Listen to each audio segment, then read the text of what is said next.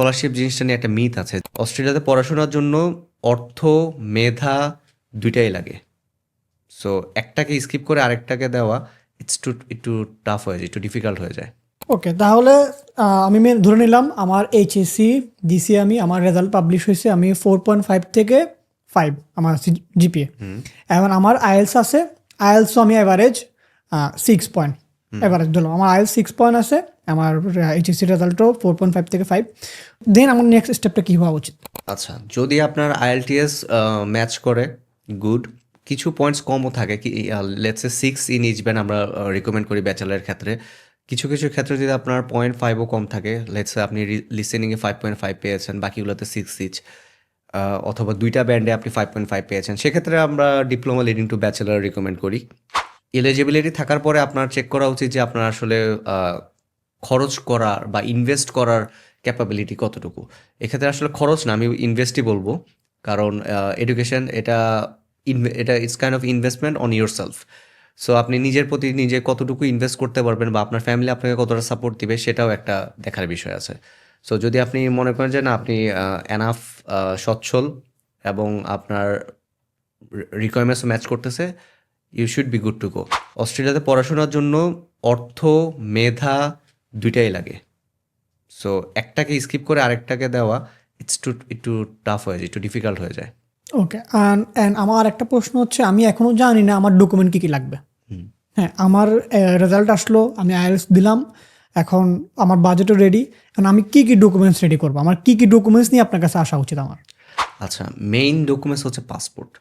So যারা HSC দিচ্ছে বা দিয়েছে বা যারা ব্যাচেলার কোর্স করেছে, সবার তো পাসপোর্ট থাকে না। এনআইডি থাকে অনেকেরই, বার্থ সার্টিফিকেট থাকে অনেকেরই, পাসপোর্ট একটা মেইন জিনিস। তো আপনি পাসপোর্টটা আগে ডেফিনেটলি আপনার বানাতে হবে। Police clearance one of the main documents. Then আসে হচ্ছে আপনার ফাইন্যান্সিয়াল ডকুমেন্টস, যেগুলোতে আমরা সম্পূর্ণ গাইড দিব কোনটা কিভাবে আপনি প্রিপেয়ার করবেন, এবং আপনার ব্যাংকে ফান্ডটা কতদিন থাকা উচিত, সেটার ম্যাচুরিটি কতটুকু হওয়া উচিত, কী পরিমাণ ফান্ড রাখবেন, এবং কোন কোন ব্যাংকে ফান্ড রাখলে সেটা ইজি হবে আপনার জন্য, কোন ব্যাংকে আপনার স্টুডেন্ট অ্যাকাউন্ট খুলতে ইজি হবে। এছাড়া বাদবাকি একাডেমিক কোয়ালিফিকেশান যেগুলো আছে, এইসব ডকুমেন্টসগুলোই লাগে। So we have a proper checklist, যেটা আমরা আমাদের স্টুডেন্টকে দিয়ে থাকি। সো তারা ওইভাবে প্রিপেয়ার করে আনে, আর যদি কোনো কনফিউশন থাকে বা কিছু থাকে, আমরা তো আছি। ওকে, আমি আমার ডকুমেন্টগুলো রেডি করার পরে আমাকে কি নিজে কোনো কিছু করতে হবে, নাকি সব কিছু আপটেকে আমাকে করে দেবে? ডকুমেন্টস প্রিপারেশনের কথা বলছেন? না, আমি সব প্রিপেয়ার করলাম, ডকুমেন্ট আমার রেডি। এখন যে অ্যাপ্লিকেশন থেকে প্রসেস হ্যাঁ, থেকে শুরু everything. করে ভিসা পাওয়া পর্যন্ত আমার কি কোনো কাজ আছে কিনা এখানে? এক্স্যাক্টলি, আপনার শুধু ডকুমেন্টসগুলোই দরকার। Once you submit the documents, then আমরা সেটাকে একটা অ্যাসেসমেন্টের থ্রুতে নিব। অ্যান্ড ইনিশিয়াল অ্যাসেসমেন্টের মধ্যে যদি কোনো গ্যাপ থাকে, সেটা আপনাকে জানানো হবে যে এই গ্যাপটা ফিল আপ করা দরকার। আর যদি কোনো গ্যাপ না থাকে, দেন আপনার চয়েস অনুযায়ী কোন ইউনিভার্সিটি, কোন কোর্স, কোন স্টেট আপনি যেতে যাচ্ছেন, সেটা চুজ করার পরে then will apply for few universities. এবং যেটাতে আপনি হায়েস্ট স্কলারশিপ পাবেন, যেটাতে আপনার কমফোর্টেবল, যে কোর্সটা আপনার পছন্দ মতো হবে, আপনি সেটাতে যাবেন। আচ্ছা, স্কলারশিপের কথা যদি বলছেন, এখানে আমার একটা প্রশ্ন আছে।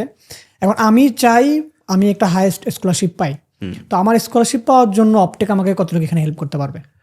আমাদের থ্রুতে বেসিক্যালি যদি বলতে হয়, we try our best to give you the maximum scholarship. Scholarship জিনিসটা নিয়ে একটা মিথ আছে যে এই কোম্পানি 50% স্কলারশিপ দিচ্ছে, অন্য এজেন্সি হয়তো 30% স্কলারশিপ দিচ্ছে, এরকম গ্যাপ কেন?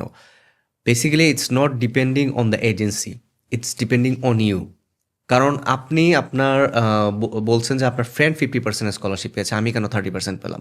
আপনার ফ্রেন্ডের এলিজিবিলিটি দেখেন, সে হয়তো আপনার গোল্ডেন এ প্লাস পেয়েছে দুইটাতেই, আপনি হয়তো 4.5 বা 4.6 পেয়েছেন, ওই ইনফরমেশনটা তো হাইড করছেন।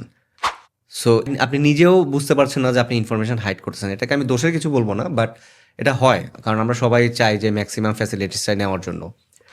অপটেকের ক্ষেত্রে যদি বলেন, আমাদের এখানে আপ টু 50% পর্যন্ত স্কলারশিপ আছে, বাট ইন জেনারেল এর 25 to 35% স্কলারশিপ হচ্ছে pretty much common in Australian university. আর আপনি যদি বলেন যে 75% বা 100% scholarship, it's a tough thing for Australian universities, unless আপনি গভর্নমেন্ট ফান্ডের, যেমন 2022-23 সালে আপনার গভর্নমেন্ট থেকে একটা ফান্ড দিয়েছিল বাংলাদেশ সরকার থেকে, সেক্ষেত্রে একটাই কন্ডিশন ছিল যে আপনি স্টাডি শেষ করার পরে আপনাকে আবার দেশে ব্যাক করতে হবে। That's a different case.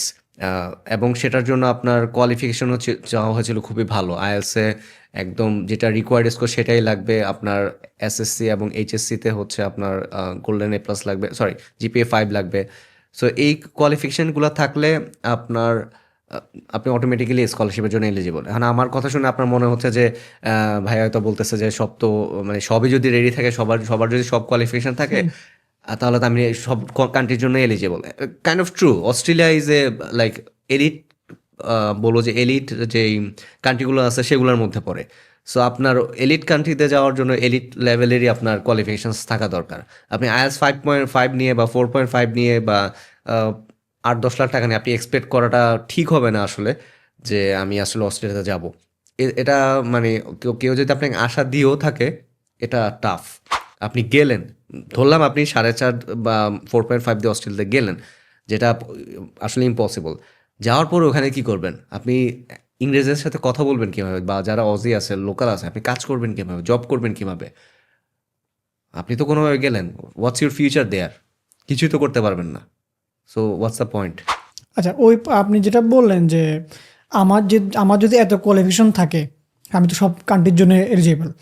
So আমার যদি এই লেভেলে কোয়ালিফিকেশন থাকে, তাহলে তো আমি নিজে নিজে অ্যাপ্লাই করতে পারি। আমি অপটেকের কাছে কেন আসবো তাহলে? অনেকে এই প্রশ্নটা করতে পারে। Good question. সো এক্ষেত্রে যেটা হয়, আপনার অস্ট্রেলিয়াতে অফার লেটারের অ্যাপ্লাই করার পরে হয়তো আপনার কন্ডিশনাল অফার লেটারটা আসে।